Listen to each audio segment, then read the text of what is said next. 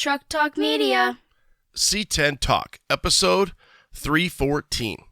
The inaugural, the first C10 Red Rock Retreat put on by the Utah boys themselves. What an amazing show. Moab, Utah. Here we go. I was the one bouncing around with him every summer ever since I started school until I graduated. Every single summer I was out there. This was the truck that we used to run to town to get parts in and stuff. So me running around with my Snickers and Mountain Dew at the parts store and watching Grandpa, shooting the breeze with the people there. So when he passed away, it was one of the only things that I asked for. My family said, "What do you want?" And I said, well, really his truck. It has absolutely everything that is him still in it. So it was definitely just, can I have the truck? Damn, son. Hey guys, let me tell you about LMC Truck. Keeping generations on the road. Think about that. It's pretty deep. So whether your truck was handed down or something you went out and bought, odds are you were handed a bunch of paperwork, maybe a folder. In that folder was probably the catalog. You know the one, the most up-to-date and detailed catalog available today. It's like an encyclopedia for our trucks. Their website is just as detailed and informative. lmctruck.com. lmctruck.com. So whether you're restoring old memories or creating new ones, LMC Truck is here to help. They're more than just a parts company. They truly understand the lifestyle and passion of owning a classic truck. So get out there and get to work on your truck and know that LMC is here to help. You can get online, lmctruck.com, and order your free catalog today. Keeping generations on the road. lmctruck.com. Let me tell you what Melbourne Toast is packing right here. I've got 411 posi track out back, 750 double pumper, Edelbrock intakes, scored over 30, 11-1 pop-up pistons, turbojet, 390 horsepower. We're talking some bucking muscle. What does that do? Does that blow your mind? That just happened. Welcome to C10 Talk, your C10 truck podcast. And now I have a chance to be the best, maybe the best in the world. My old man is a television repairman. Got the ultimate set of tools. I can fix it. I said I got 50 cents in that jukebox, and all I can hear is your mouth clapping. You hear that? Here's your host, Ronnie Welch.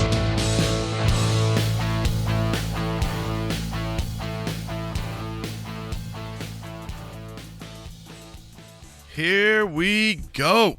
You missed out on this one. If you didn't go, which I understand, obviously we're out here in the west side of the world, but Chase and the boys did a great job. What an amazing show. First time. The scenery was, breathtaking. I mean, it's hilarious. We're surrounded by mountains, red rock cliffs, the C10 Red Rock Retreat, and it's almost fake. Colorado River on the left side, mountains, red cliffs, and Moab, Utah. So my hat's off to Chase, the first time that he put together a show, and he did an amazing job. And one thing is, like the reunion, for example, we do that, and it's like 6 miles from my house. So if I forget something, I can run home.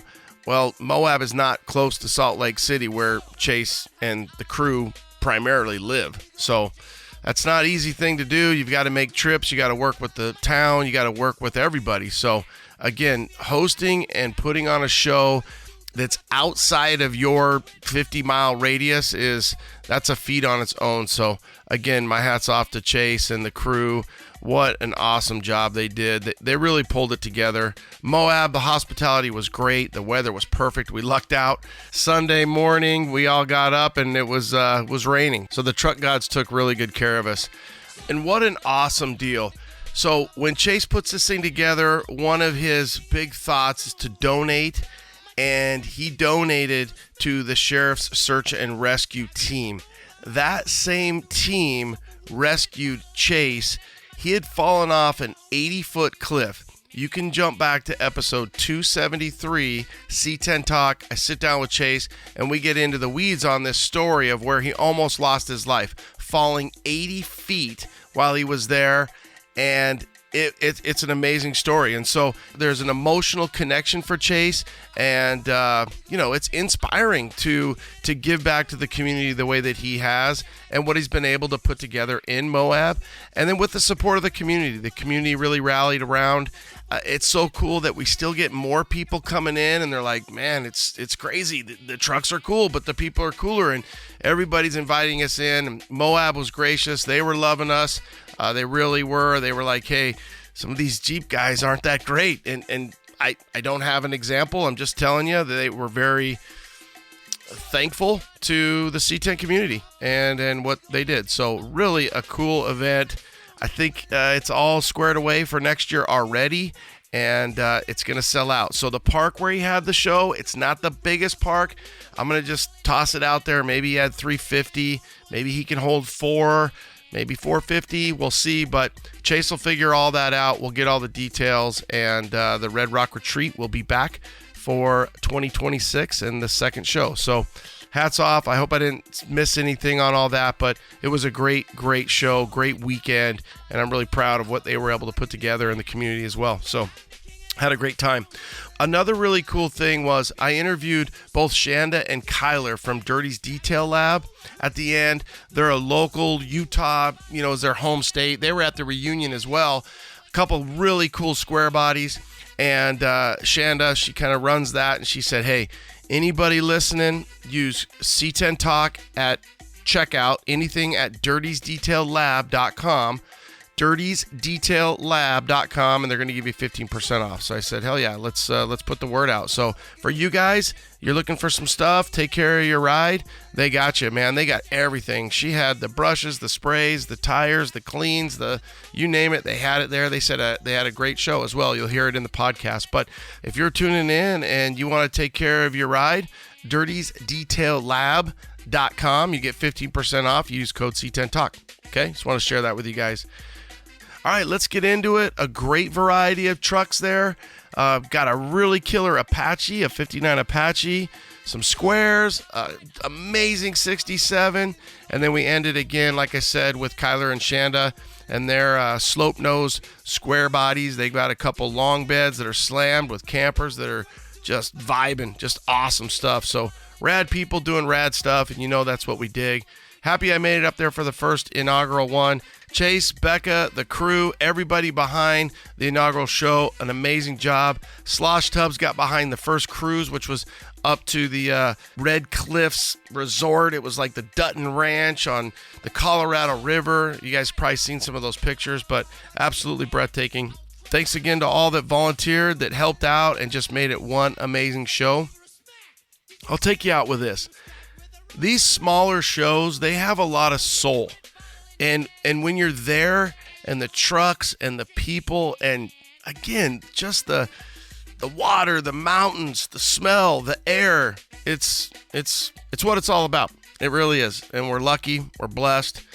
Again, soul, a vibe. It was awesome. So if you can, make it out to one of your local shows. Support them. Awesome stuff. That's my 2 cents. All right. Do I ever really have 2 cents? It's usually like $1. Yeah. All right. Late. I got to get to graduation. Kicking it off in style. 2025 C10 Red Rock Retreat. We're in Moab. Beautiful Moab. What a great time. I've got Brian here with his 78 K5 Blazer. It's funny, I walk by and he's got 401K_5 Blazer. Well, obviously 401K, you must have spent some money on this thing, Brian. So thanks for taking time to be on C10 Talk, and tell us about your Blazer. What's the story? So I bought this Blazer about 4.5 years ago, and as you can see, I dumped my whole 401K into this Blazer. Yeah. How did the wife think about that? I told her when I bought it that it was complete, and 4 years later, it's still getting work done on it. It's funny how that works. Where are you guys out of? Las Vegas, Nevada. All right, Las Vegas. You made the trek over here. What a rad show, right? It's a beautiful show. I don't think they're expecting it to be as big as it is. It's a great turnout. A lot of beautiful C10s out here. Yeah, it's beautiful. Good atmosphere. Obviously, the cruise last night, the dinner, the scenery. But then again, we're surrounded by amazing vehicles here. So You got a really, the way you did your engine compartment. Did you build this truck? Did you work with somebody? Was it all your vision? Tell us about that process. Yeah, so everything besides the paint, me and my kiddos, we did this all in my garage. Eye Candy did the paint job, and the TMI, of course, interior kit. But outside of that, every nut and bolt and wire was done by me and my kids. Tell us about this motor. It's a 6.0. You just put a nice beefy cam in it, replaced all the wiring. It's fed by the Holley NFI fuel system and run with the Terminator X. And again, we'll take some pictures, but it kind of has that old school look. A little bit of a Del S is kind of what I look at when you take a modern LS, make it look old school. Yeah. Heart fab inner tubs? Those are actually switch suspension inner tubs. Okay. Those are pretty sweet. I like how you rolled all that together. You got the inner fender there. You went with the black. Was that sometimes on the interior of a motor area, you want to open it up and you want to see that motor and look like a jewelry box? I like how you did that because it really accents everything. Was that a struggle or was that an easy decision for you? So no, Frank over at Eye Candy said we need to keep it as simple as possible so that the motor stood out more than the engine bay. So we kept it a little bit simple. That way, if I did sell it, it gave the next person the opportunity to kind of make that choice if they want to paint it or keep it black. Engineered vintage grill really takes it to the next level. Beautiful billet, 78 grill. What color would you call this? I don't mean it negatively, kind of a Smurf blue. It's a little bit more of a cyan, I guess is what they would say. Do you have a name for that? Yeah, we'll roll with the, it's a newer Chevy blue with a little bit of white in it to kind of give it the old two-tone look. Cool. Yeah. And then you went, come on over here. He went with beautiful TMI interior. He's got the buckets in the back as well, kind of a bucket style on a Blazer. Console, plaid interior, inset, really accents it well. I got to think Mama's loving this now that you're kind of done with it. She's still loving it. We're looking at trying to get it all finished up, but she's definitely enjoying the way it turned out right now. What color was it originally? It was a different kind of patina light blue and about 3 different kinds of whites. So we try, Frank over at Eye Candy, we try to tie it all together so it looked like a simple build. Now, how about stance? You've got a really nice stance on a 2-wheel drive Blazer. You got big hoops. What did you do to get it down? So in the front, we are using the Ride Tech bagged complete kit with the wheel woods up front, and then we went with the Rast 4-link conversion in the back with Ride Tech's coilover shocks. A React in the back, is that what you said? React. Okay, a React in the back, and then the coilover. So it's kind of like the extension of the Ride Tech, and then it sits really good. You went with the exhaust in front of the rear wheel. What's your thought there? We're trying to keep it a little old school, kind of give that little vibe back with the 3-inch Black Widow Venoms on there, trying to make it sound as good as we could. Yeah. And then what's left? If I said, hey, you got something that you still haven't knocked out, or would you change anything? Anything that you look back over this 4.5-year journey?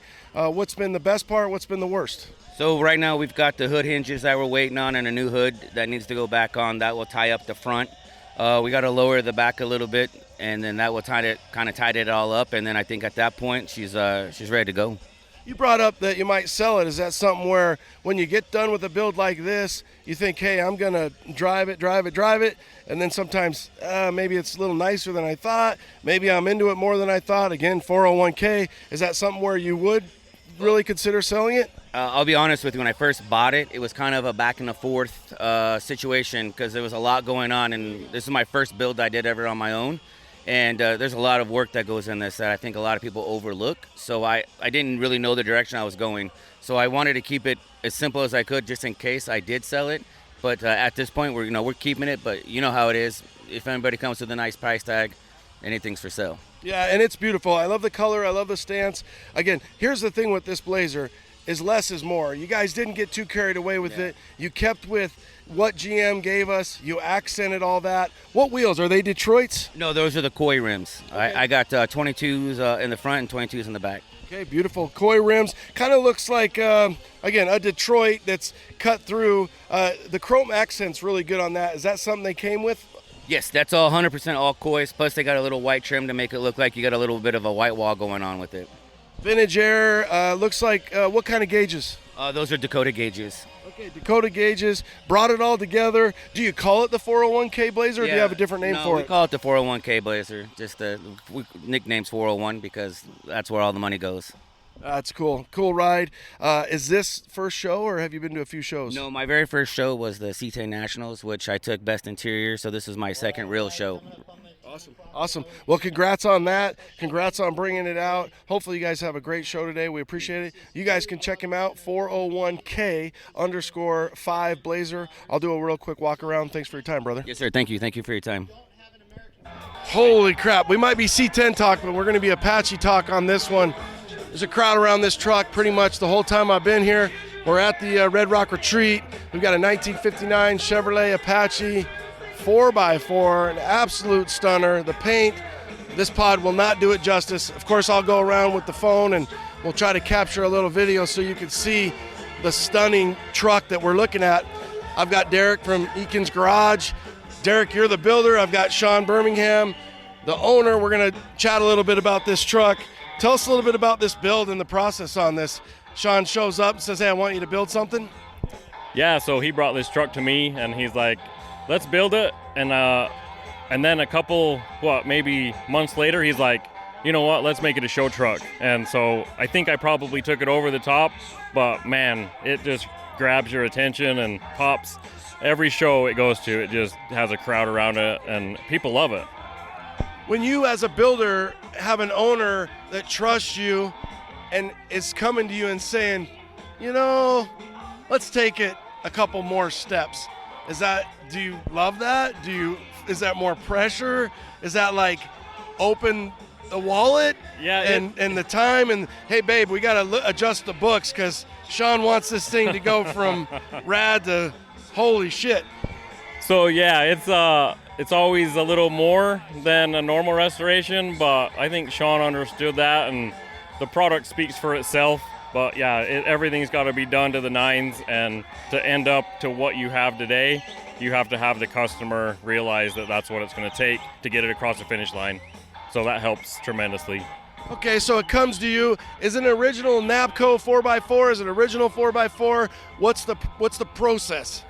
So this truck was originally a two-wheel drive truck, and everybody does two-wheel drives, right? So let's build something different like this truck, and we made it four-wheel drive. And then also, let's do a manual transmission instead of an automatic. So it just has one thing after the other on top of each other, and it just stands out, and it's amazing. So you and your team, Derek, I just feel like when I'm looking at this, again, for the audience, I'll do my best to showcase it, but from the front tucked French bumpers to the bedside being wrapped to match the cab to everything filled in, underneath this truck is absolutely, you could eat off of it. Sean said it best, this truck should almost be shown on a rotisserie or upside down because it's so clean. Yeah. And it is an absolute show truck. And like we were kind of shooting it before we went live, nobody thought this truck would be the candy apple brandy truck, show truck that it is today when it was coming off the assembly line, let alone a 4x4. When you're building this and you're sitting down, is this some of these decisions being made on not necessarily the fly, but as you're going, or do you kind of sit down, work with Sean, have an absolute vision and say, you know, it's kind of like Cole Trickle, we're going to tuck the bumpers, we're going to French this, we're going to make you go fast. How does that process work? Yeah, so of course you start with a design meeting, but I've always been the one to think, let the car tell you what it wants.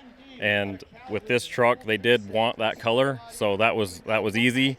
A few of the other decisions we kind of built on the fly, and I think the truck wanted all those modifications, and it turned out great. So, what would you say was the hardest part? Oh, that's a good question. You know, probably taking it up over the top, because where do you stop? You know, every part, like we took apart every leaf spring, had them sandblasted, bodywork, blocked, primed, blocked again, painted. So it's like, okay, if you're gonna do the whole truck that way, you can't leave anything undone. So we took apart the drive lines. The drive line was sandblasted, bodywork, primed. I mean, the drive line, like everything on this truck has been taken apart, hand touched, primered, painted, base coat, clear coat. I mean, the paint alone is a 10-step process just to do the candy brandy wine. So the whole truck is just over the top. Where do you stop? So Well, you guys hit it, and I kind of, Sean, I'll take it to you next, but not to get too emotionally deep, and it's kind of funny, but can you imagine an old truck, it leads its life, it's happy as can be, and then you get a hold of it, and Derek gets a hold of it. This truck, if it was a person, a dog, it just got adopted by the best guys, and it's got a whole new lease on life. So obviously I'm assuming just tickled with the way this thing came out. Oh, absolutely. Yeah. It was a real great experience, honestly. And don't you think you have to be a car truck guy at heart to just let your builder loose? And when you being the owner and the guy writing the checks, how much are you involved and how much do you really want to see? Like, are you saying, hey, I'm pretty particular, I'm picky, I want this, this brandy apple color and the candy brandy and I want it to pop, and I want this rich leather interior that looks like a Cuban cigar. Tell us about some of that. Oh, it's a great process. It's like a weekly thing. You visit the shop at least once a week, see the progress, and discuss some things that you might want to do different than what you thought you were going to do. And there's so many things that just evolve where you make one change, and then it's like, well, now if we're going to do that, we've got to change this, and we've got to do this different. So yeah, it's a long process, but like you said, it's so fun where you're going to visit the shop, and guys might be like, oh, here comes Sean.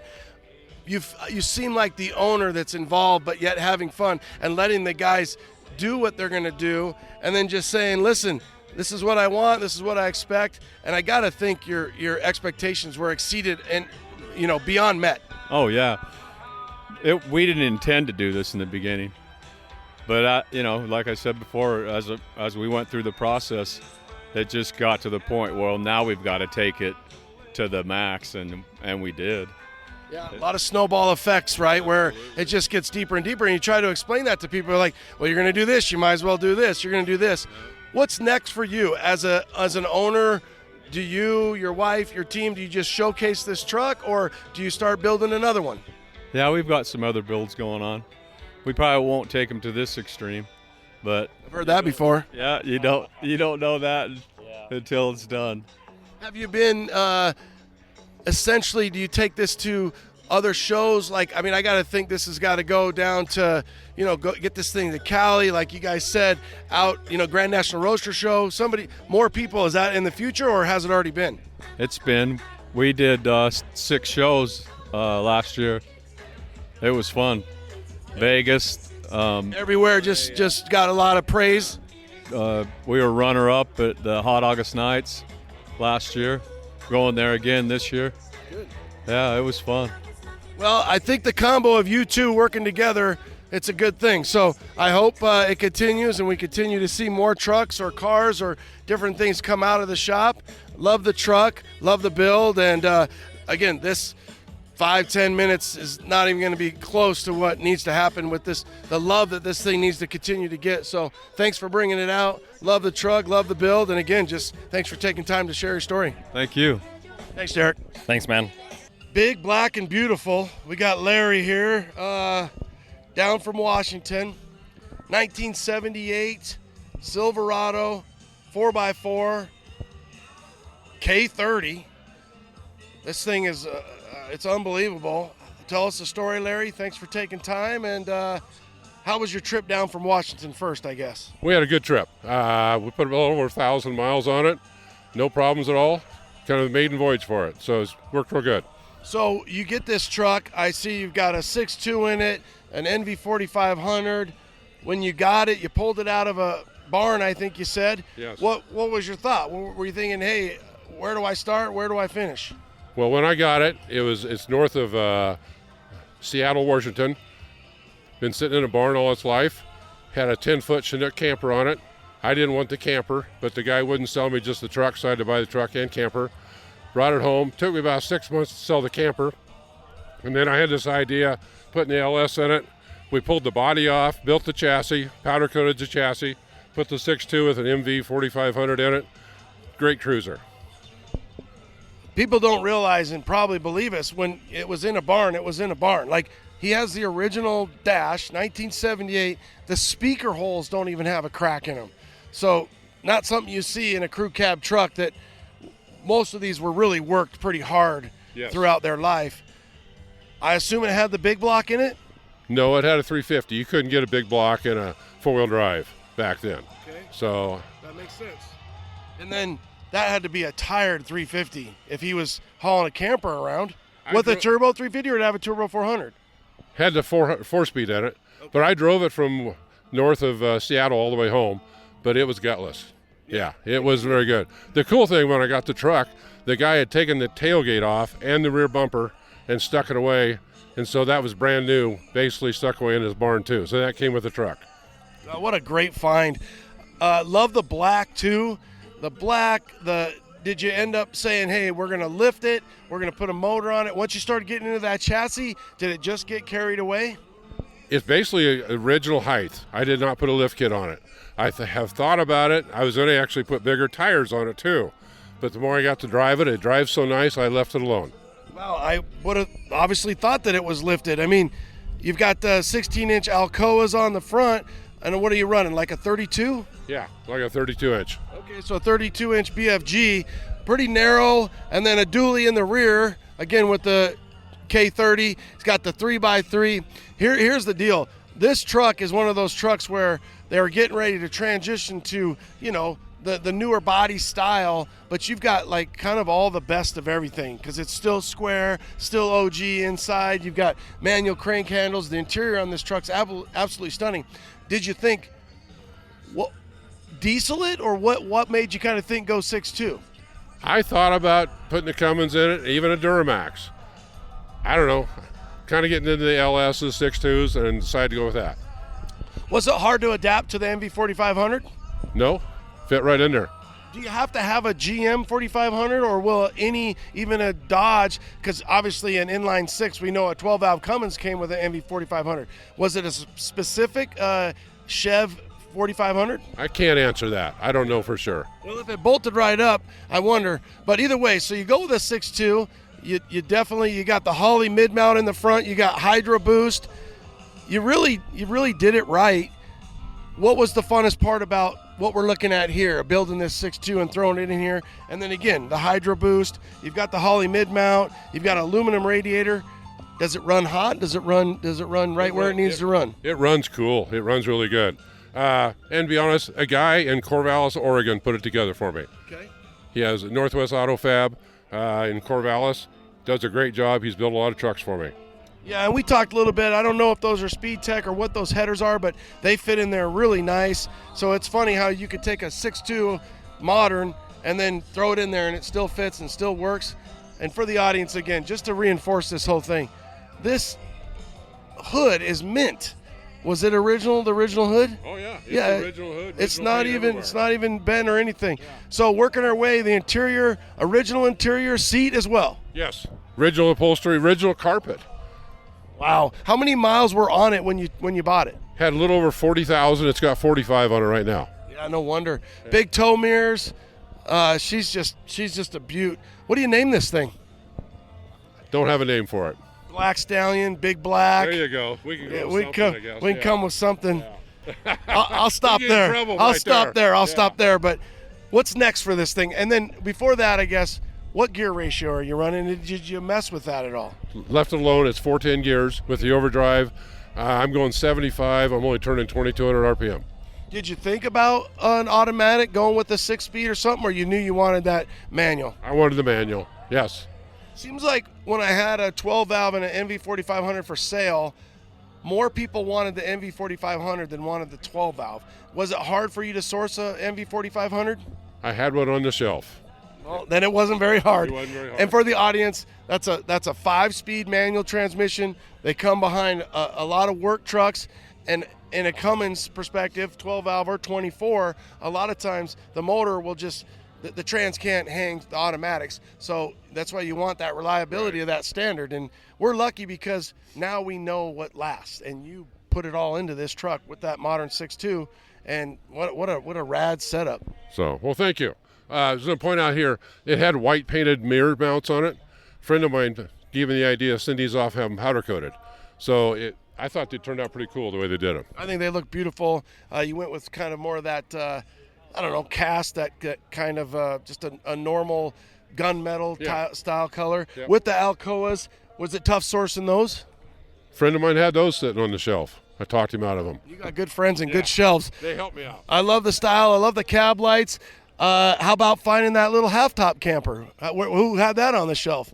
I found that on Marketplace on Craigslist, and I ended up, it was up north, and I called a friend of mine. He went and looked at it, picked it up for me, and I ran up a couple weeks later and got it. It was painted white when I got it. I had to be painted black for this truck. Good friends and good people hanging out. What's next? Would you do anything different, or do you got anything that you'd like to do with it? I'm going to leave about the way it is right now. How about tunes when you drive? Are you listening to the motor? You listen to the exhaust? You listen to Mama? What are you listening to? I put a retro stereo in it, so I got it Bluetooth to my phone, and so I can listen to XM and I can look into Pandora. I love it. Isn't it funny, too, on these old crew cabs, because I had Yellowstone, how they do them a certain color, but your A post, your B post, and your trim, and your headliner is all a parchment off-white color. Yeah. So they're like, you know what, we're not going to mess with that. We're going to get, everybody gets this parchment color. Yep, I don't know why they do that. So I'm looking for some back corner pieces. The guy put speakers up there, so I had to take those down, so I got to get some other pieces to fill that up. Well, just one more guy, and he'll have it on the shelf. You'll find him. That's a great thing about, the marketplace and social media. So tilt column, NV4500, dash bezels mint, gauges are mint. What an amazing truck. It sounds like you threw some parts in the back of your truck. You got a few more projects you're going to start working on? You don't want to know. Tell me. Give us a teaser. What's next? I'm building a 68 Chevy crew cab. It's short bed, and I took it off a Longhorn bed, shortened it up. It's to be called a Shorthorn. And Where'd you get the crew cab?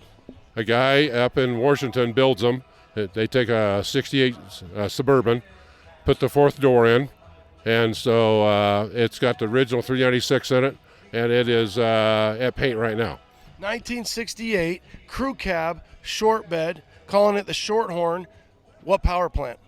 Original 396 in it, with a 700R behind it, and it's like I said, it's just I bought the bucket seats from Slosh, and then some inner fenders as well. Yeah, the inner fenders for another project. Oh, okay. Yeah. So he's got a lot going on. What's your social, Larry? Where do we find you on Instagram or Facebook? Well, on Facebook, it's just Larry Lemons. And then no Instagram? No Instagram at this point, but people are giving me a bad time, and I need to have one. I am going to tell you right now, get Instagram. We want to see this truck. We want to see your builds. You have amazing style, and you obviously have resources for rad trucks and rad parts. And the other thing, too, just like you said, you want those C-pillars.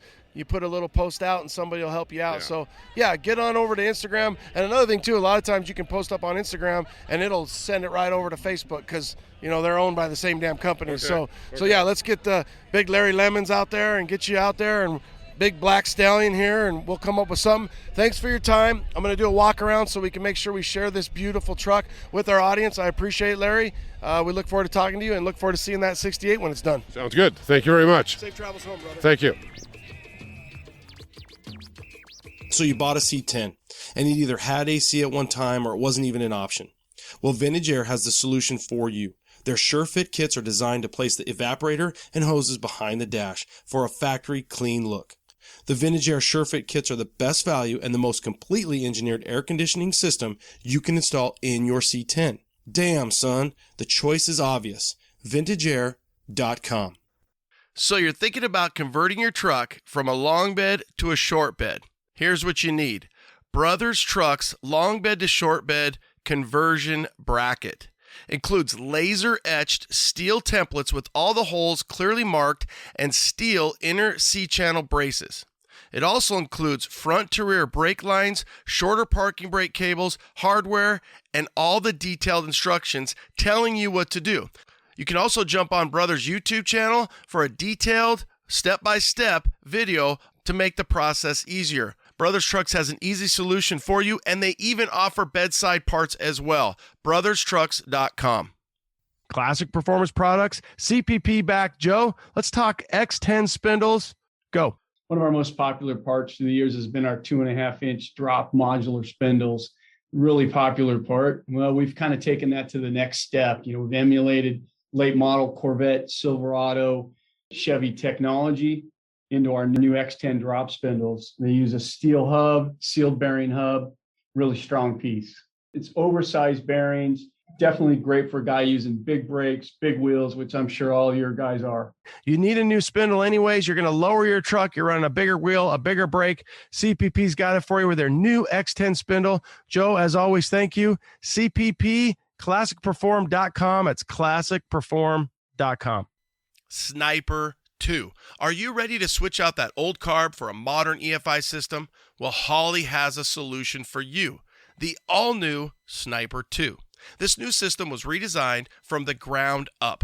Available in tumbled polished or black powder coat, and there's 3 available tuning interfaces. A classic 3.5 handheld, a 5-inch mountable, which includes a GPS speedo or a Bluetooth module so you can use your smartphone. Another big bonus is the Sniper 2 has a built-in transmission control module. So if you're looking to upgrade to a 4-speed overdrive, 4L60, 4L80, you now can with ease. Holley.com to get started today. Holley.com. There's always a cool story. We're hanging out. We've got Tracy Kaninsky, originally out of Bismarck, North Dakota. But he's over there in Texas, part of the El Chuco group. And he's got a 73.4? 75. 75 C10, big block. Tell us the story about this truck, brother. Well, this truck was my grandfather's truck on his farm that I used to go work with him during the summer. So I've got lots of days in this thing running around fixing fences and chasing cows with it. He passed away in 94. So it stayed up there until 2020 when I had it brought down to El Paso. So he passes in 94. At that point, you obviously ran around, sitting shotgun, bouncing around at the farm, looking at that dash, Silverado, and loving life there. Yeah. How did you end up with it? You were always with him. You were his favorite. You put your name on it. How does that work? A little bit of all of those, really. I was the one bouncing around with him every summer ever since I started school until I graduated. Every single summer I was out there. This was the truck that we used to run to town to get parts in and stuff. So me running around with my Snickers and Mountain Dew at the parts store and watching Grandpa, shooting the breeze with the people there. So when he passed away, it was one of the only things that I asked for. My family said, "What do you want?" And I said, "Well, really, his truck. It has absolutely everything that is him still in it." So it was definitely just, can I have the truck? Well, and I think, and I assume that you feel the same, but the other thing that it has in it is you as a young kid enjoying. And maybe at the time we don't think about how much fun we're having in it. We're just living life, right? Life's good. And I love how you said the Snickers and the Mountain Dew. That was Mountain Dew, Dr. Pepper. I was bouncing off my dad's truck, The seat belts are a joke. And just my mom's like, "You're going with your dad all day, every day in the summer because I can't even keep up with you." So you were hanging out with your grandpa. That's right. And you said, "Yeah, I'll take the truck." Did you have a plan for the truck when you got the truck, or when you knew like a direction you wanted to take it? So I knew that I wanted to do something it was in rough shape when I got it. It had been a farm truck its whole life up north, so it was rust and mud and dust everywhere. But I knew I wanted to take it somewhere that was a little bit more modern, cleaner, modern. It's got all the conveniences with the air conditioning and the wireless Apple CarPlay and all that good stuff.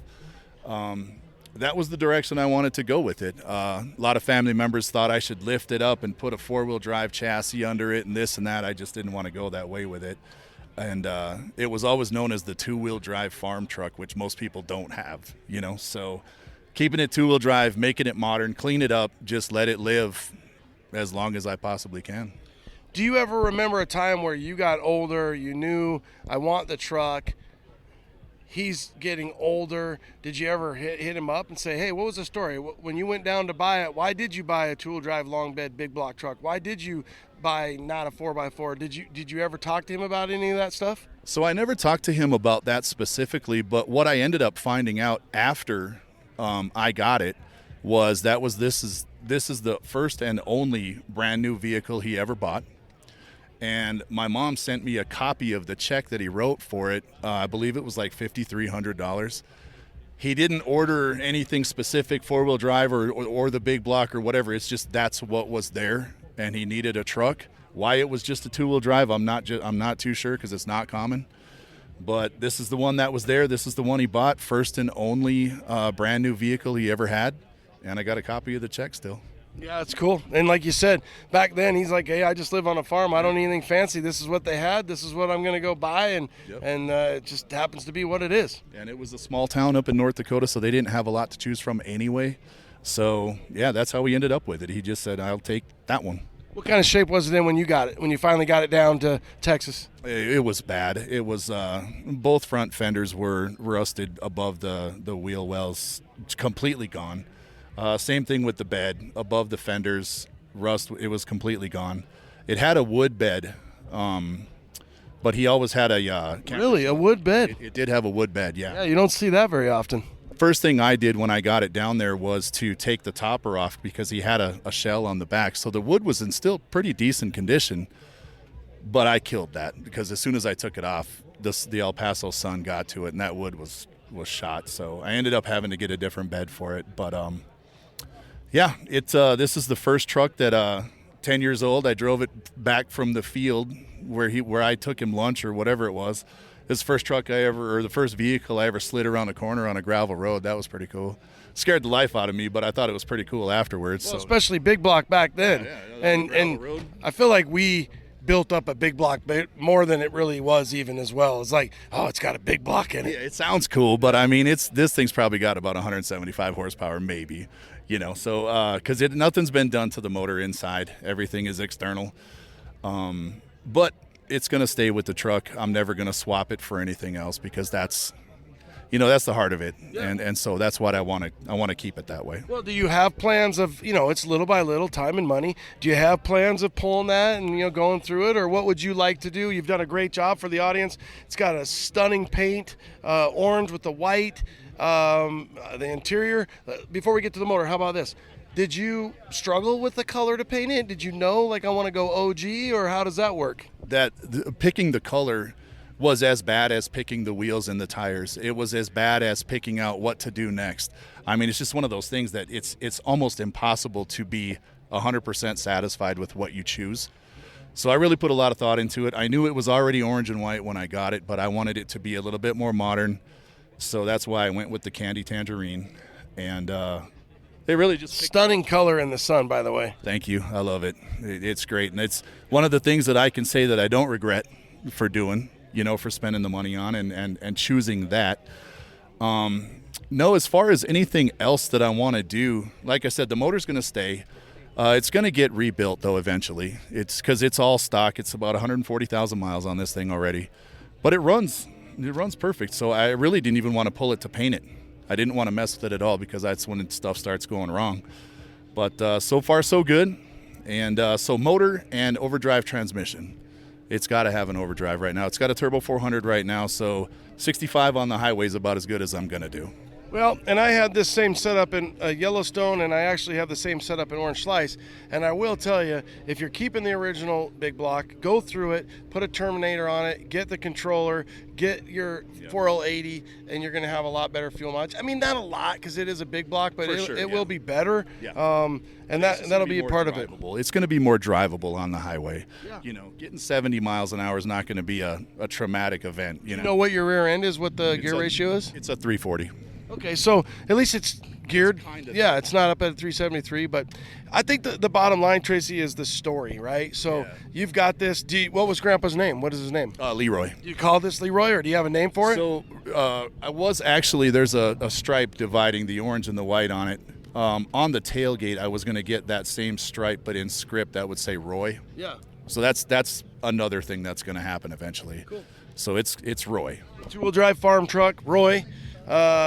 Tracy's got it, and it's not going anywhere. Nope. And it's cool. And I'll give you another one that's kind of close to home for me is my grandpa had a 70 Ford, and for some reason my uncle got it, and then he gave it to my cousin, female, and they have it with the new son-in-law, for example. I know that's a lot to, but the son-in-law never sat in that truck as a kid.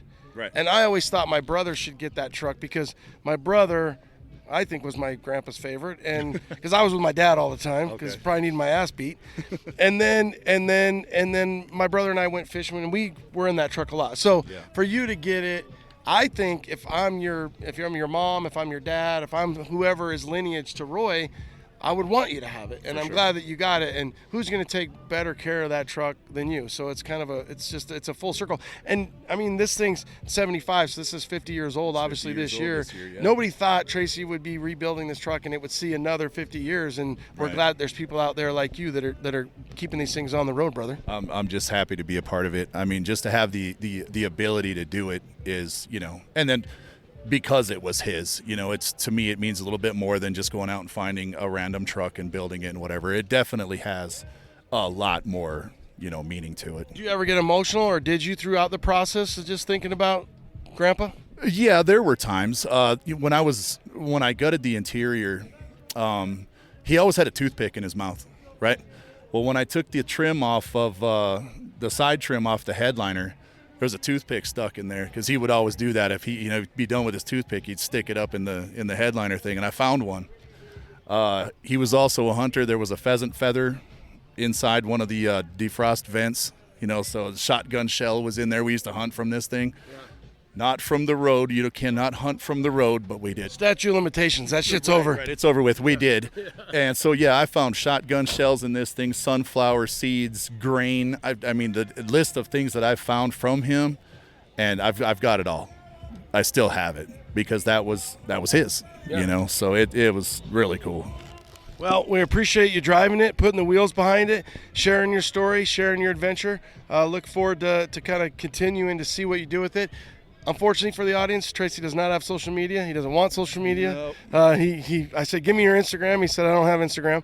So I'll walk around. I'll take some pictures. Appreciate your time. Love the truck. Love the journey. And love the story. Thank you, brother. Awesome. Thank you very much for the time. Appreciate it. All right, guys. 1979 K5 Blazer. What a beautiful two-wheel drive Blazer. Stuart owns it. Dad helped him. Terry, they're out of just north of Vancouver, BC. Albertsford or something like that, but I don't want to mess it up too bad. Stuart comes over, I'm talking to somebody, and he's like, come check out this Blazer. So I'm glad you did, Stuart. I love the story, I love the journey, and I love that Dad is part of this. So where'd you find this Blazer, and what was your story? Were you looking for a Blazer? Were you just surfing the marketplace and you found something, or how'd this kind of happen? So like following guys like you and seeing the C10 scene kind of emerge. I was looking for a pickup truck, and me and my dad were talking. I'm like, would you help me? Would you work on it? He's got a nice Merc pickup truck, 50 Merc, and so I was like, would you help me build it? And he was all down to do that. And then we were talking. He says, well, maybe go Blazer. I've got wife and 2 girls at home, and so wanted a family cruiser, and decided to start looking for a Blazer, and found this one on eBay. There was a guy in Texas, Texas Classics. He'd picked it up. He was driving through Arizona. The story he told me is he saw it. Some guys had it in a shop, and they were debating painting it. And he said, stop touching the truck. And he bought it from them and pulled it down to Texas and put it up for sale on eBay. Saw it on eBay and buy it now. Were you thinking any certain style of Blazer? Obviously square, and then you just said, hey, I want something I can put the 4 of us in and go cruising. Yeah, 67, 72 is out of my price range. Yeah. So I was looking for the square bodies. They were still pretty good price. And, looking at Yellowstone and stuff, I'm like, patina's cool, so I can actually afford to do one of these builds. Because if I had to put a $15 or $20 or now, $40,000 paint job on a truck, it would have priced it out of my range. So I was looking for a patina square body Blazer, and this thing was, the patina on this thing's just amazing. Sitting it's out of Arizona and sitting in the desert for 40 years, it's just mint. The underside of this thing is like a brand new truck. Well, and you nailed it, right? So it's mint, but it's really not. But to me, you have the recipe, because buying this for so much cheaper, even though you might pay more now for patina that you ever thought you would. It's the gift that keeps on giving, because the girls can be around it. Yep. You're not going to stress. You're not going to be in paint prison for 3 years and spend $30,000+, and you get the cool factor of, wow, I like your original paint patina, whereas there was 10, 15 years ago, people didn't even know what patina was. And so you take the modern drivetrain, you put it in the classic, and you guys, the recipe is what we have here. It's a stunner. Yeah, I mean, it started with a small block and the Turbo 350. I cruised around in that for a year or two, but the plan was always to do the LS, and so saved up a bit more money, and finally got this setup going. Yeah. How'd you get involved, Dad? I got the call and said, hey, would you help me to work on it? And I said, oh, for sure. I says, bring it in. We had a shop big enough that we could work on it. Pulled it in and got to see it when it came off the carrier. And it was like, okay, we need to get it right back to the shop and start yanking this thing apart. And it was great. And it was great working together with them, right? So, I mean, you don't get that opportunity all the time to be able to work together, right? You're right. And I think it's therapeutic, right? To break one of these things down, whether you're fortunate enough to do it with your son and or with your father, it's a bonding time. And, what a fun journey to know that my dad helped me with this build, and then hey, I got to help my son, my grandkids, and what a fun time. Yes, oh, for sure. And I mean, I'd only built one truck before, so I said, well, we got limited resources and limited amount of my abilities, but I think between the two of us, we were able to do everything we've been able to do, right, and get it all done, and it's been excellent.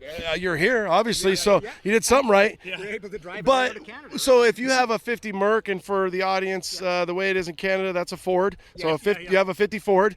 What would you say was one of the biggest differences? Not only obviously are you 25 years newer, but I think in the Chev world, you get a lot of.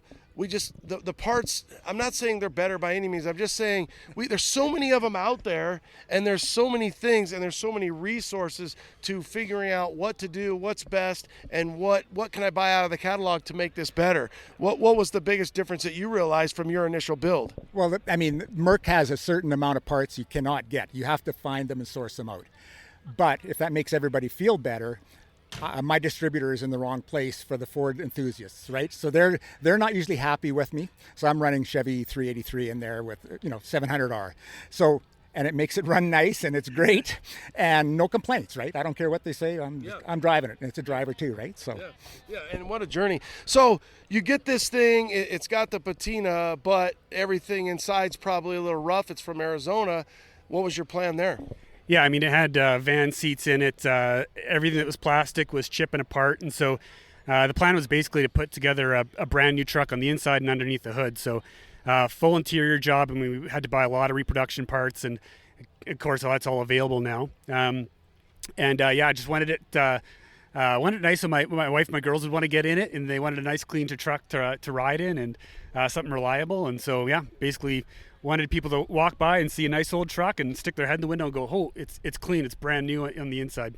What would you say, besides working with your dad, what was one of the funnest parts about the journey of the build?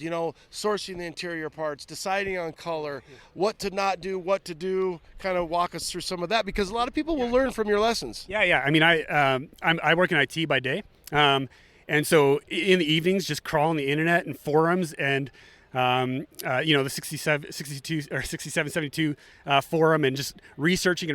I couldn't get enough of it. Like all the little obscure, details and parts for this thing, and looking it up and figuring out how other people were putting the build together. I had lots of fun just sitting at my computer, figuring out a plan for the thing, sourcing the parts. I spent a lot of time doing that, and it was a blast.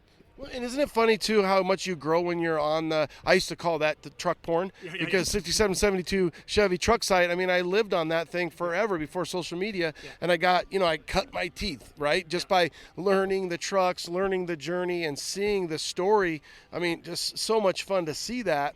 So you, obviously, there's a huge resource there, and then you're finding, well, I really like this look, I like this. So you put all that together, you mix it up in your brain, and then you put it into your build.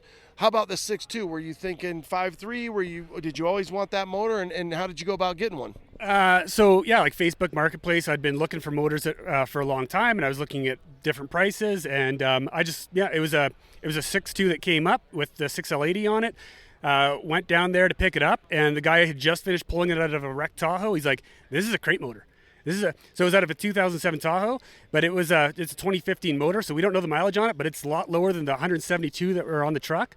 172,000 kilometers so that was on a 07 Tahoe, but somebody had put a 6.2 crate motor in that and then wrecked it or something, and then you got so that was kind of a lucky deal. Yeah, super lucky deal. So like when he sold it to me, he didn't know it was a 2015 crate motor yet. So I lucked out there, and I just wanted power. So when I saw a 6.2 for a good price, I was like, yep, that's what. And the 6-speed too. I was thinking I wanted to eventually do cruises like this. Like we did C10 intervention in September, and then this is our second big show, and this thing just rips down the freeway. Like it's happy at 80. It just wants to go. Yeah, it's funny because you bring up a great point, right? These were built to go 55 to maybe 68, and then we put them down and we're going 75, and they're just tack it out 3,000, 3,300. So now this modern drivetrain, 6L80, you're able to get that without thinking about it. How about stance wise? What'd you do? It's all static drop. It's just coils and springs in the front and flip kit and blocks in the back, and it actually rides really nice. Surprisingly smooth down the freeway, and yeah, it's good. Do you ever tap in the back when you put the kids in the back? Is it tapping that chassis, that frame a little bit? No. I mean, I have, but I only have a couple inches of clearance, and it seems to be good. So yeah. Well, it looks good. Let's go over here to the stance. Obviously, the motor looks great. Everything's really clean in there. You went with a really clean interior, and my compliment on that is that you kind of kept it OG. So you ran a little houndstooth kind of plaid in there. You kept it blue. I bet, I got to think too, with the white parchment, you nailed it on that, and then the blue dash, so it really brought it all together. I got to think wife, kids loves what you did on the inside here. Yeah, they're all really happy with it. I mean, it had the Mystic door panels already, so we had that cute. It had blue vinyl seats, so I put the Highlander plaid on the seats and went with the Mystic around the outside, and I had that idea really early on. It was something that I wanted, and you don't see any other, or it's pretty rare. You don't see a lot of other trucks out there like that. So you're right, and you brought up a good point. The Mystic is a very hard. It's only like on a 78, 79, and it's a lot of work finding the right panel. So getting that color for the audience, it's kind of a bone white. When you think about Mystic, so he's got a bone white. You did go with the lower back seats, whereas obviously in a 78, 79, you're going to be higher. You went with a little lower, I mean more of a low back. You got the beautiful console in there. What about your column? It's factory column. The seats, it had like minivan seats in it when I found it. We found a set of high backs for it, and then I saw a set of these low backs, which would have come out of the the earlier square body Blazers, and I just wanted that sight line across the interior. No tint on any of the windows, and you just got this. It's like a fishbowl on the inside of this thing, and the sight lines are really nice. Well, and the weather, I assume in Alberta is pretty good, maybe a little too cold. BC. Oh, BC. Oh, yeah, can't say Alberta. BC. I was thinking Vancouver, but yeah, we don't want to mix that up. Yeah. Side note, I bought beer from Saskatchewan when I was in Alberta, and I got in trouble one time. They're like, oh, that's Saskatchewan beer. You're in Alberta. So, okay, we're in BC, Vancouver. The weather is beautiful, maybe a little rainy, but you get some good times. It's not like you're stressed about the AC. How long was the drive down?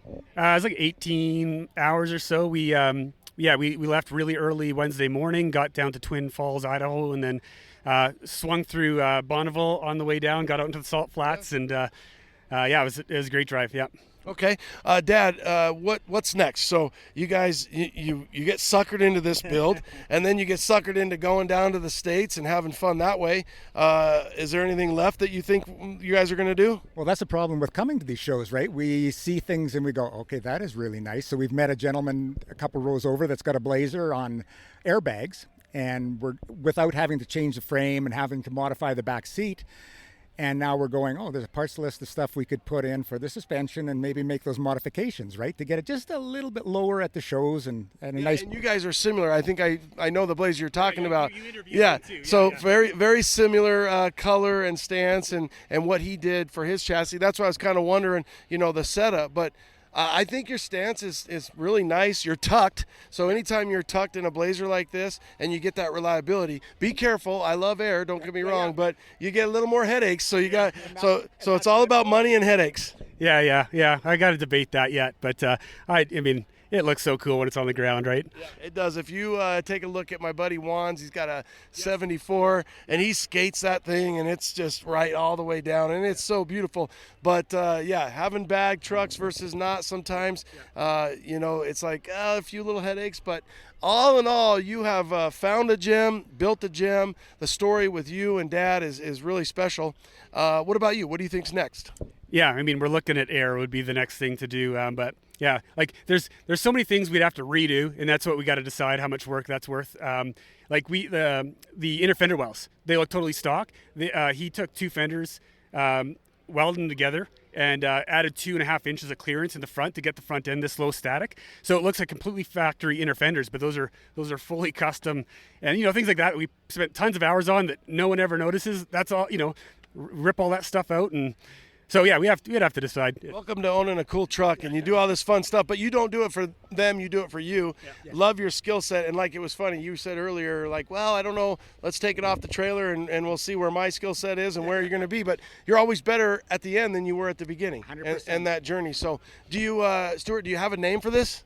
No, I just _K5 on Instagram. I've tried to name it a few times. I just can't let nothing stick. So if you have any suggestions for me, I'm open. Oh, I'm sure I can come up with something. But right now, I just love the journey. I love the story. And I love that, this is going to be one of those things where, like you said, your wife, the girls are going to love it. And I got to think someday one of your daughters will probably be driving it and she'll want it, and one of those things. So I'm glad to meet both of you. I'm glad that you guys came down and you're enjoying the show. What do you think about the show?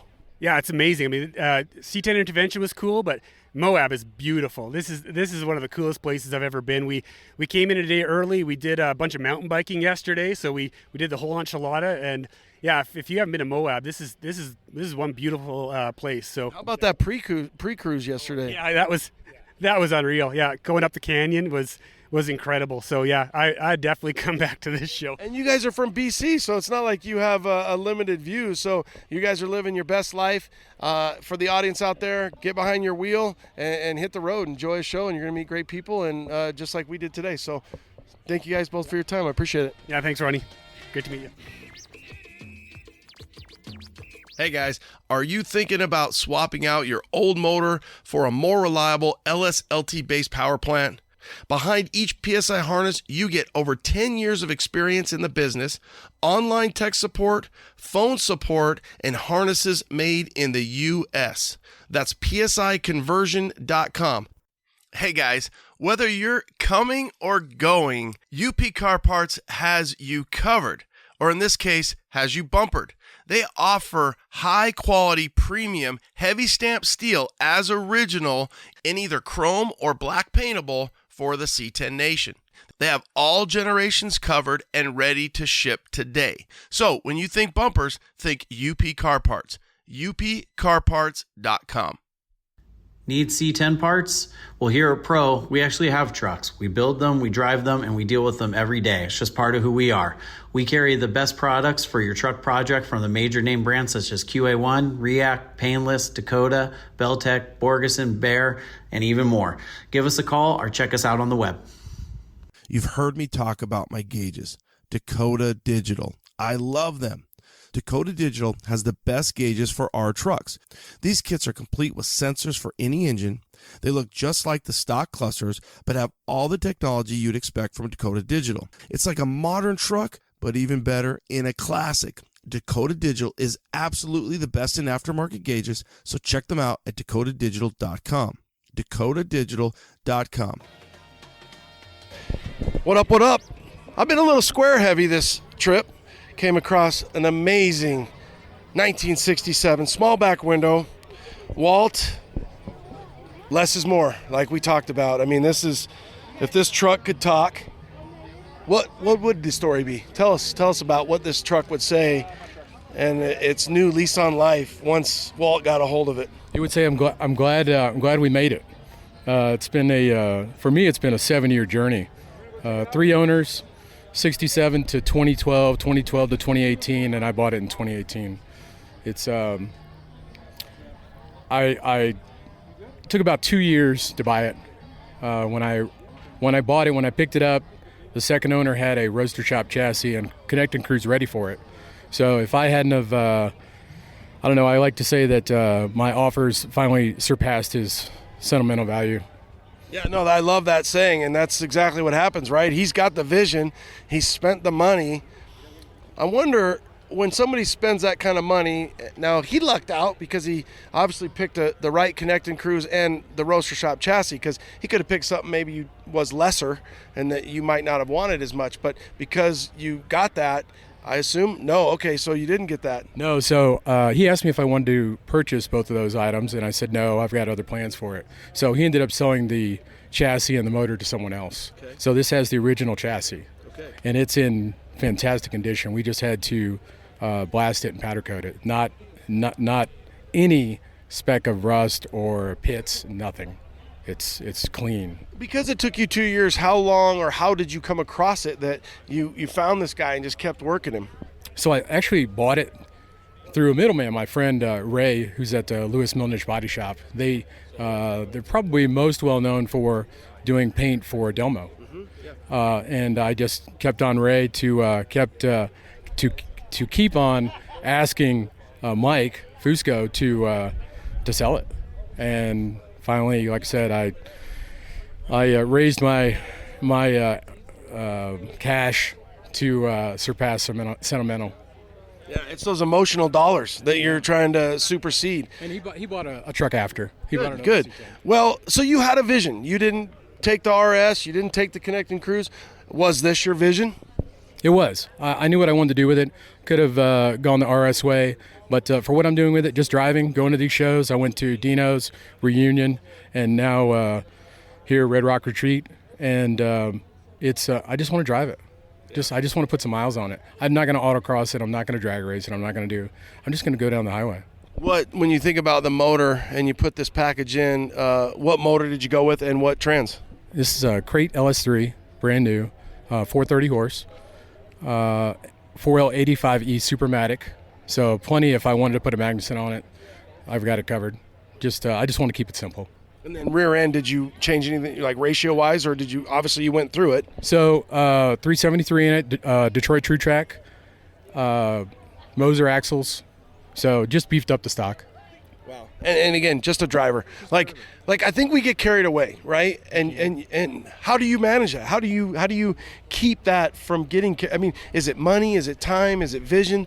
And have you done that where you've gotten carried away and you're like, why did I do that? I just want a driver. I want to get in and rip it and know that I can have this original paint, take care of it as best I can, but I just want a driver. Well, I think you have to know exactly what you have or what you're going to hopefully purchase in the future. And just kind of know, what category that's going to fall in. I've got other things if I want to drive fast, track cars or whatever. But so I just wanted to put miles on it, go to shows, super reliable, and that's what it is. Again, less is more. And for the audience, I mean, I look underneath this hood, you've taken a lot of that OG stuff, but you put your own spin on it. You work the AC box, the master cylinder, the booster. It's all very crisp and clean, and it's almost like what I would call like the old generic beer. You're not looking for a lot of flash there, and it takes nothing away from the truck and the motor.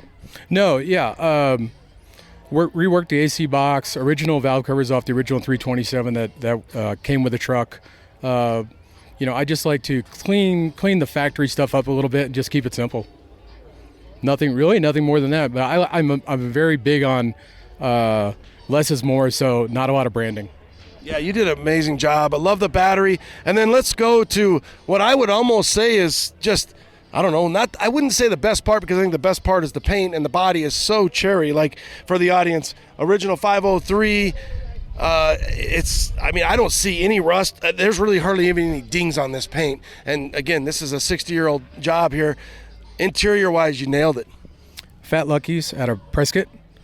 I just wanted to keep it simple, and he did a great job with that. The original door panels were 80% as nice as that, but since we redid the seat, let's redo in the stock pattern.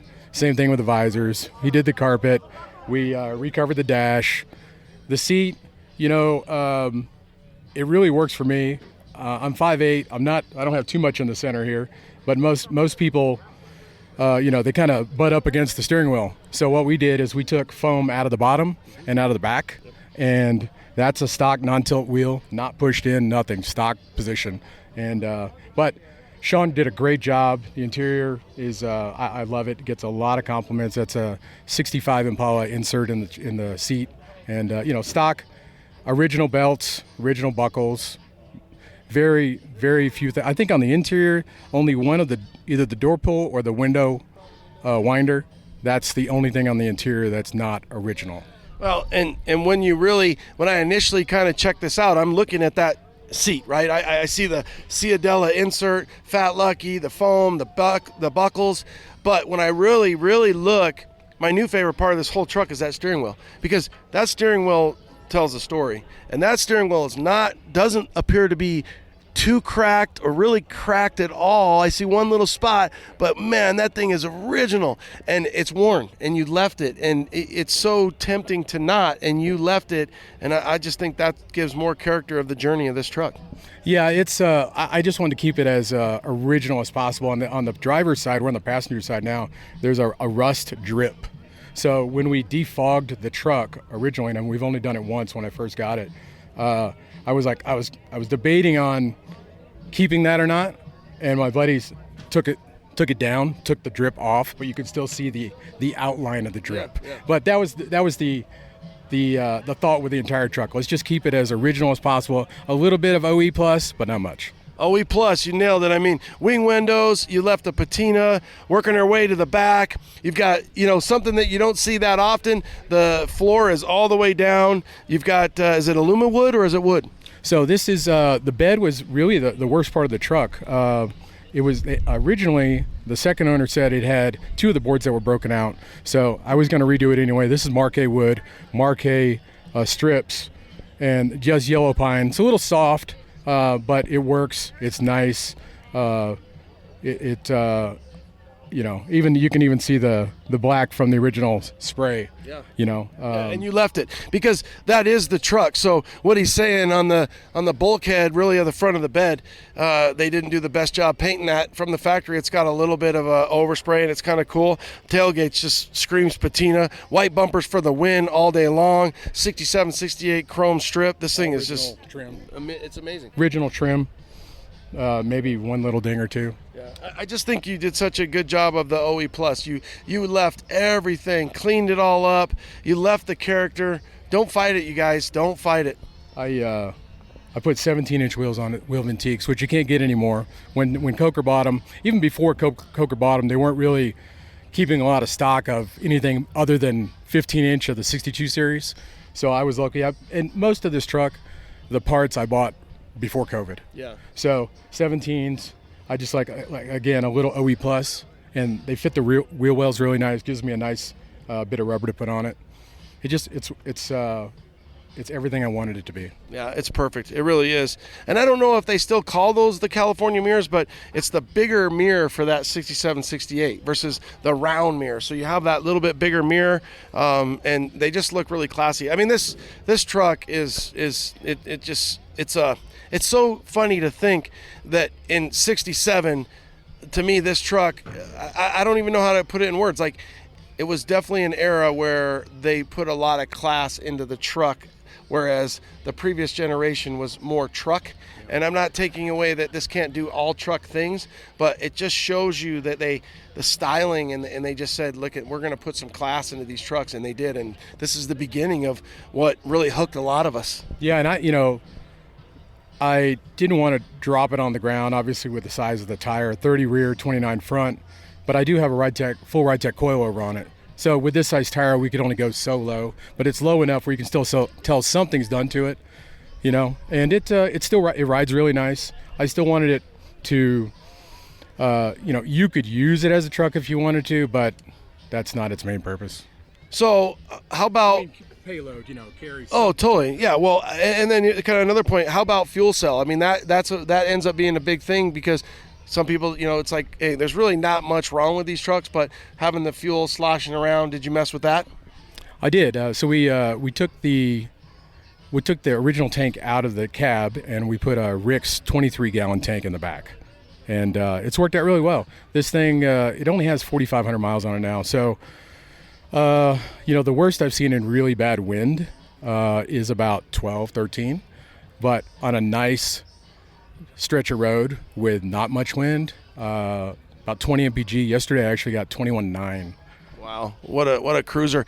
Another really cool thing that you have that I don't think disrespectfully to the audience, or not disrespectfully, but he's got an early classic Enterprises sticker on that. So that's that's the 2000 type version where that sticker got put on there. Could have been in the 90s at some point, right? And those guys were really the pioneer on really getting these things, that 2.5-inch drop of their spindle. And that truck, or that sticker I should say, is worn and weathered, and it's cool that you left it on there. And again, I'm seeing the sticker through the small back window into that steering wheel, and those two things alone, there's a lot of stories to be told, and a really cool picture. Yeah, I'm super happy with the truck. It, like I said, it's everything I really envisioned. There's nothing I would change on it. I'm just lucky to be the caretaker. Yeah, and that you know that you are that lucky, that's what's important, because you're like, hey, I'm honored that I got this, and I'm going to treat this accordingly, and you did. So for your Instagram, 503_.NOS, or how's the cycle? It's NOS.503. Okay, NOS.503. That's the paint code. Walt, we love your truck. We love your style. Do you have other things coming up? I have a little 35 Ford pickup that I'm going to build with South City Rod and Custom, and South City is the one that finished this truck for me. And you've talked to Joe before, yeah, and they just do an incredible job. I couldn't ask for anything more out of them. They went and agreed to go along on this journey. I think those guys too, and Joe's a great guy. They have a great vision as well. So I could see where your vision and working with them, and they know how to build award-winning show trucks all the way down to listening to the customer and knowing what the customer wants. So love your truck. Do you have a name for it? I don't. I do have the original build sheet, all the registration cards, the protector plate. The original owner's name was Harold, and we like that. I kind of like the Achiever, like a back of the room kind of Lebowski thing. Yeah, I mean, I don't know. I like both those. Can you really go wrong with Harold? No. I mean, it kind of looks like a Harold. The thing about your truck is when I walk by it, I don't know that I'm gonna see the Achiever when I look at it and the hood's closed, and I feel like you're not trying to. More for me. Oh yeah. Well, you're the Achiever. Yeah, you're the one who delivered, made it happen. Now, when you think about buying this back from, or buying this, what is the previous owner? Do they love it that you did with what you did with it, or do they ever see it? Mike still has not seen it in person. He's seen it on Instagram, but I think he's happy with how it turned out. Yeah, I mean, I look at it like when I sell something, especially something I don't want to sell, I'm never like a gatekeeper on a vision. I think that's awesome. I just almost want to make sure, kind of weirdly, like, well, what are you going to do? And you're like, oh, this is what I plan to do with it. And you're like, that's awesome. Here you go. Almost like, am I giving this up for adoption to the right guy? Well, and that's, at some point this will inevitably leave my hands at some point. And, that's a major concern with, I would hate to even see it with a different set of wheels. Yeah. But at the same time, the guy's willing to put it up, then you kind of let it go. So We'll call it Harold for the interview. Walt, appreciate it. NOS.503. You guys check them out. Thanks for your time. Thanks for coming out. Appreciate the truck and appreciate your time. Thanks, Ronnie. I appreciate it. Thank you, brother. What up? Little windy just came through. How about a little Dirty Details Lab, local Utah company? And you guys came down to the reunion. Obviously, this is your home show. You guys are well representing. You got a couple killer squares. So we've got Kyler and Shanda, and they're going to tell us how's the show been going for you guys from the Detail Labs perspective. It's super great, man. We had a great turnout with just some locals and then people attending the show. I'm really impressed with the support, and I can't wait to come back next year. I know it's going to be even bigger. Chase has done a great job. What do you think, Shanda? Yeah, I agree. Chase and Becca put on a great show. They do a great job, and we're excited that they're planning on a second year of it and can't wait to come back. Yeah, and it's fun, and the scenery is amazing. How did you guys get into slinging detail stuff? So it all kind of started when I got really sick of dealing with people in our other business that we had started. We actually purchased an electronics repair business before we were even engaged together. Our families thought we were insane, and we ended up having a really super successful electronics repair business for about 10 years. And I just got burnt out and was like, this isn't me. I don't enjoy this. It's not worth my mental health to continue to do this. And so her and I kind of sat down and brainstormed, and I grew up detailing cars in high school as a part-time job. I got hired by a few car lots detailing, and then once they saw my potential, I got bumped up to a head detailer where I was doing kind of the more heavy-duty stuff as far as that goes, and just got really hooked on it. I'm a really particular person, and I enjoy the transformation of detailing a vehicle and improving things in the way they look. And so yeah, we kind of chatted about that, and I was like, man, in my 30s, I don't want to get burnt out. I don't want to wear myself down. I don't want to be scrubbing mom's minivans and things like that, but I want to be involved. And so that's when she's like, well, let's look at starting our own product line, and we can represent it at shows. And yeah, so that's kind of how it started. Just snowballed from there. She's been a massive help. Yeah, and I think when you think about the support of somebody else, the team, it obviously works well, and you already had exposure to business together anyway, so it seems like what you have is working out. Yeah, it was crazy. When we were running our first store, people would come in all the time and be like, how do you guys work together? Like, how are you together all the time and married? And for us, it's just always been natural. We're really good as coworkers. We're really good as business partners, and parents. Yes, and parents. We have twin girls that are our life, and they're keep us busy for sure. I think another success that you guys have is, like you said, you don't want to get burned out, but you're passionate about the community. So it's one thing if you were into, pedal bikes or something, but you're out here with really cool trucks, and like you said, you're showcasing those trucks and using your products. Exactly, yeah.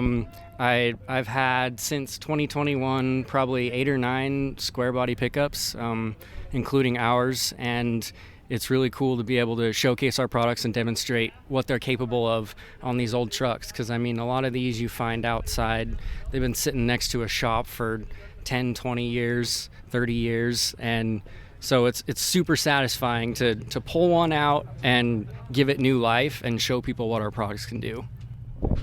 Well, and I think that not only do they see that, but for you, that's probably a little bit where it keeps that passion alive, because you still get to play around with this stuff, and you take a step back and it's like, not only did I do that, with sweat and a lot of elbow grease to beautify this vehicle, you guys have good vision as well. So it's not just that you took a sun-beat, faded, foggy truck and polished it.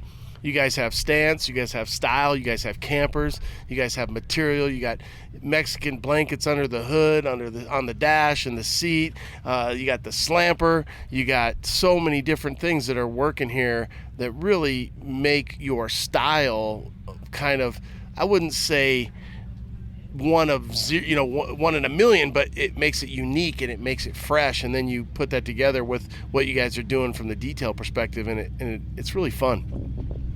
Yeah, so it's, especially you mentioned community earlier, it's fun. We've kind of leaned more in towards these C10 shows because, we go to the hot rod shows, we've vended at a few of those, and you get these old guys who, the boomers who have the hot rods, and they look at a truck and go, oh, you ruined that thing, and our brand just doesn't perform as well there.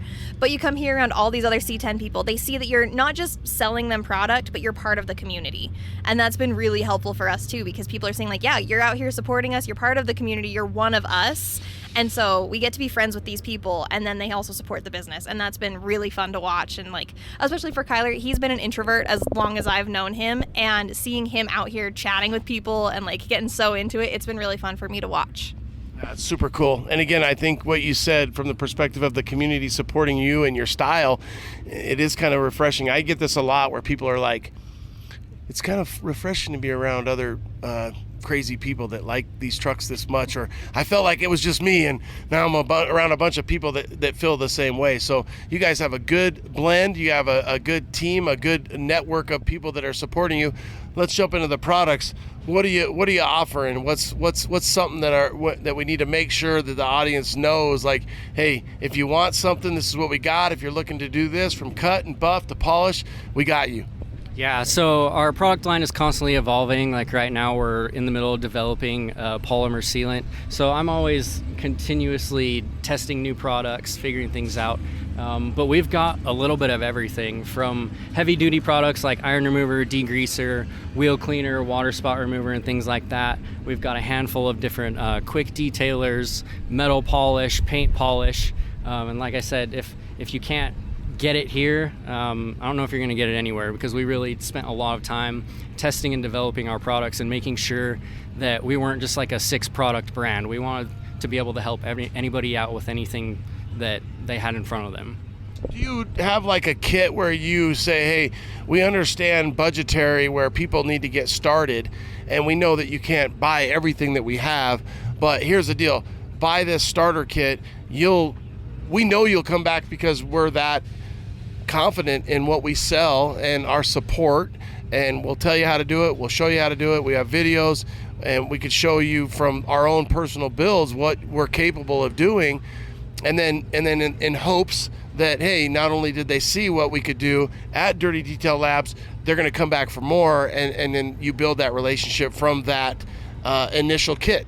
Yeah, so we have multiple bundles. We have a level 1, 2, and 3 bundle that'll kind of get you started. And that includes chemicals and tools as well, like brushes, rags, wash mitts, and things like that. So a lot of people will come up, and that's kind of one of the downfalls of having a lot of products, is people can get overwhelmed. And so with those bundles, they can go, okay, this is a great start for me. This is within my budget. I want to see what this is all about. And then they can kind of build on their arsenal from there as they get the hang of our products and figure out what else they might need. Yeah, I think you're people, it's confusing at times. They want to clean their truck, their ride, their pride, whatever it is. It's just sometimes I think they're like, well, where do I start? And I don't want to screw anything up, so how do I know that I've got the right stuff? Right, and there are a lot of brands out there. When we started this brand, we looked into franchising with some already developed brands, and we kind of figured out that a lot of those brands come out with 5, 6, 7 products that all do the same thing, and what they end up doing is they'll change the color and change the scent and tell you it does something different. And so what we wanted to do is keep things fairly simple, of like, this is our wheel cleaner. If it's worse than that, then you'll step up to this. And so we've really made it easy for people to say, hey, I've got water spots. Okay, well, we have one water spot remover product. And then if you're removing the water spots from your windows, you're going to want to use our ceramic glass cleaner after. And so people can really take the steps from start to finish with our products and get a really great result. It's awesome. And the community, I mean, like you said, they're behind you. You guys have had huge success. I know you guys came to the reunion. This show, it's your, not your backyard, but obviously a Utah show.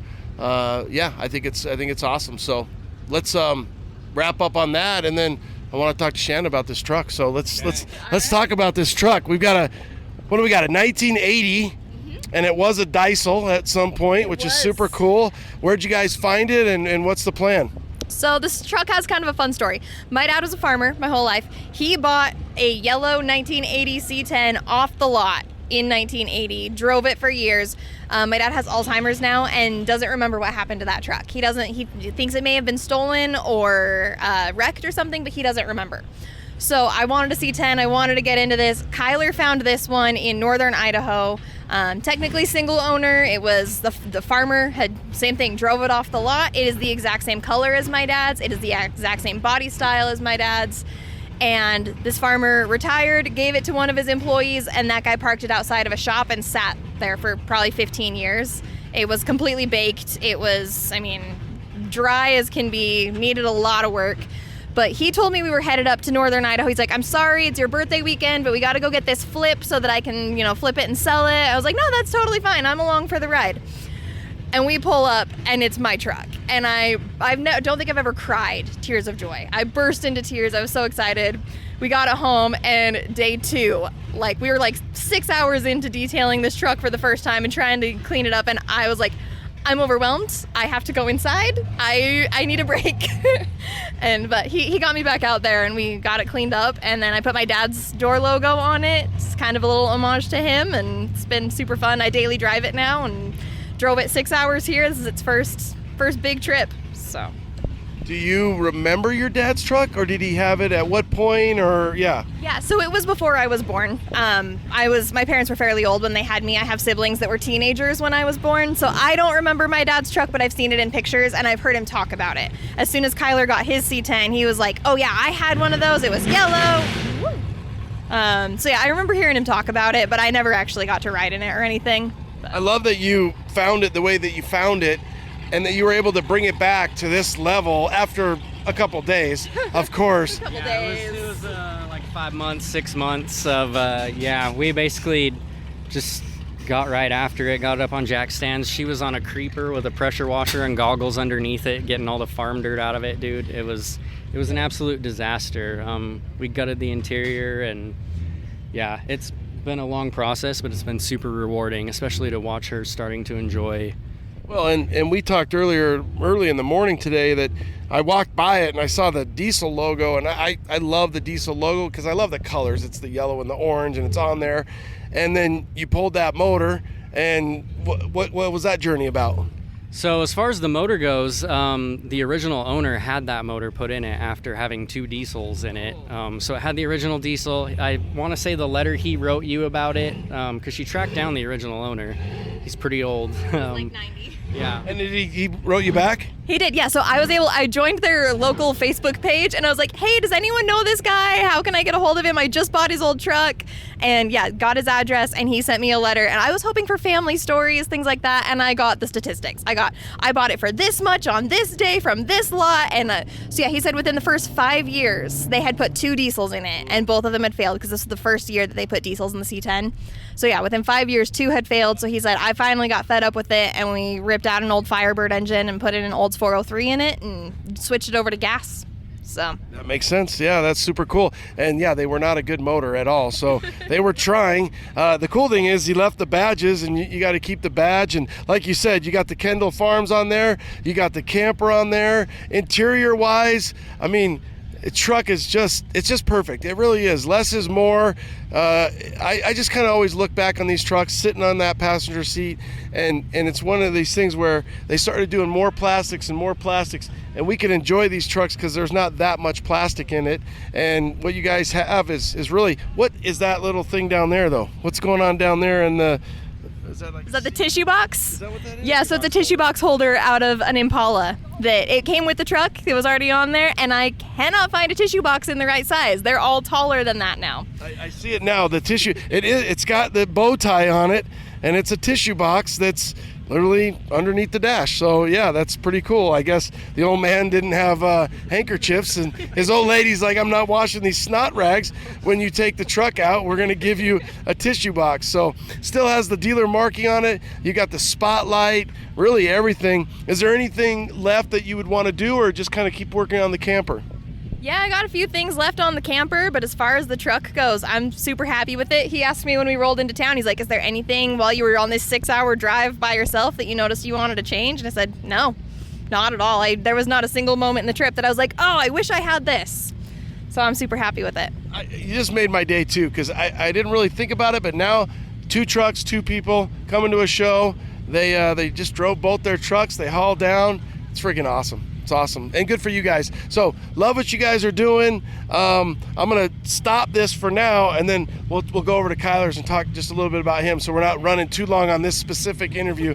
We're gonna take a little swig, and I love this truck. I love the story behind it, and then like you said, that your dad had that same truck, so thanks for bringing it out. Yeah, of course. Yeah, it was... Oh. No, so it was fun. So I actually got to take it down to see my dad the other day, and like I said, he's got Alzheimer's, he's not remembering much, and he walked out and he was like, you found my truck. Oh my God, that's awesome. Which, he's seen the truck, but so I got to take him for a ride in it, and everyone was honking their horns and waving at us and stuff, and it lit him up, which I haven't seen in a really long time. So it was really fun that I got to kind of give that back to him. I think every once a month you need to go over there and see him, and he'd be like, my truck, I love my truck. and you're like, yeah, I'm your favorite daughter, and this is your truck. Thanks for giving me your truck, Dad. Yeah, it's not a secret in my family that I'm the favorite daughter. Sorry to my siblings, but my dad is not ashamed to say it. He and I are buddies. We have been my whole life. Yeah, and I bought your truck, Dad. I got it for you. All right, guys. Thank you, Shanna. Thank you, guys. We appreciate your time, and we'll be back in just a few minutes. All right, guys. We're back with Kyler Dirty Detail, and I wanted to take a little break. We went over Shanna's truck. Now we're going to go over his truck. Love, again, your style, the way you do it, it's clean, crisp and clean, and just a little bit of caffeine. Where'd you get this truck, and what was the thoughts on this? Before Shanda and I decided we want to buy a house, I had a 64 Beetle that was bagged. So that had kind of gotten me into the more vintage stuff, keeping old things running. And I honestly hated that car. It was a pain in my ass. It looked good parked, but other than that, I absolutely hated it. And so we ended up selling it to go toward a down payment on our house, and I had kind of just written off project vehicles and things like that. I was like, it's time to grow up a little bit. I got to take some time, focus on what really matters. Maybe I'll revisit things later. And so I was kind of done, and I think she was relieved for a while. It was like, hey, Kyler's just going to start racing motocross again, and we're not going to have project cars everywhere. And so that's what I did for a bit. And then one night we were chilling on the couch, and I had a buddy share a picture of, I'm just going to shout him out, Matt Wallen's long bed C10 that's bagged and bodied. And I was like, all right, that's it. Like, I'm looking at this truck, and I'm going to have one of those. Like, I grew up being into mini trucks, had tons of mini trucking magazines taken away from me by my high school teachers when I was reading them in class, and I had a 1990 Toyota pickup that was static dropped, and that's kind of what really got me into things. And so I was like, man, I'm a little older, I've got more money now, and I can actually build something that I can be proud of and what I always dreamed of owning. And so, yeah, after seeing Matt's long bed, the search was on, and I found this one in Fort Collins, Colorado. Shanda wasn't stoked with me, but I was like, this is what we're doing. So we went and grabbed it. It was a 21-hour turn and burn trip. It was rough, but yeah, that's where I found it. All I'm going to say about the truck when I found it is somebody had attempted to bag it. It